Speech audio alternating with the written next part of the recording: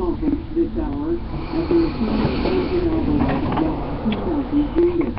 Constable David Wynn is still unconscious after being shot in the head Saturday at a casino in St. Albert. The volunteer or auxiliary officer, Constable Derek Bond, is recovering after being shot in the arm and torso. He has been released from hospital.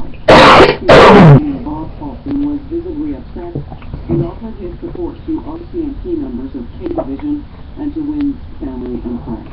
I've been briefed on the operations that took place in response to this stolen vehicle and how it was that our officer came to be shot and how it was our auxiliary officer came to be shot.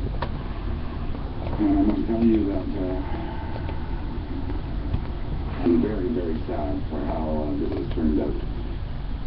RCMP identified the shooter earlier today.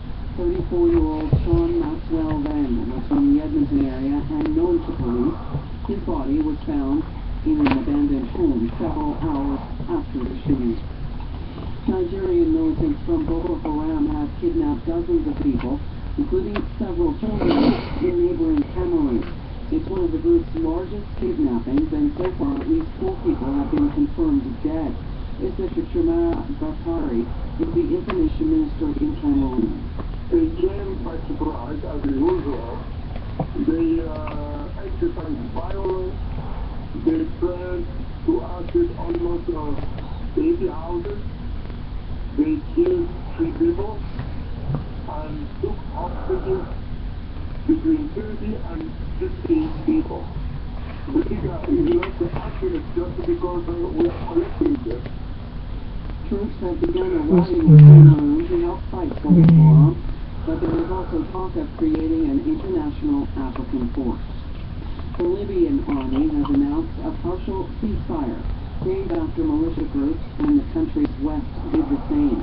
Both sides have agreed to UN-sponsored talks, but the rival parliament says it will only attend if they're held inside the country.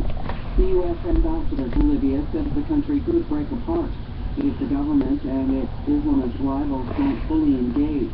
Deborah Jones says both groups have to agree to a national unity government.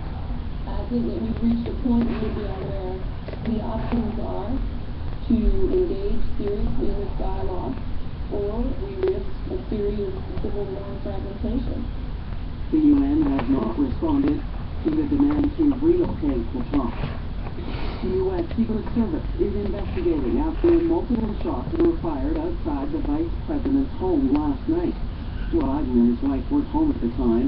Secret Service personnel heard the shots and saw a vehicle speed past Biden's home in Delaware. One person in the area was detained for resisting arrest, but has not been accused of being connected to the shooting. And now to Manila. An estimated 1 million people stood in the rain today to listen to Pope Francis lead Mass in the Philippines. That is the biggest papal gathering in history. Pope Francis dedicated the service to the victims of Typhoon Haiyan. The superstorm killed close to 5,000 people and left almost 2 million people homeless. The World Health Organization classifies it as on par with the tsunami in 2004 and the earthquake in Haiti in 2010. Finally, HMCS Toronto has docked in Halifax. The Canadian warship is home from its NATO mission in the Black Sea and the Mediterranean. It was since late July and has been part of Operation Reassurance. And that is the latest CBC News. I'm Carol McDowell.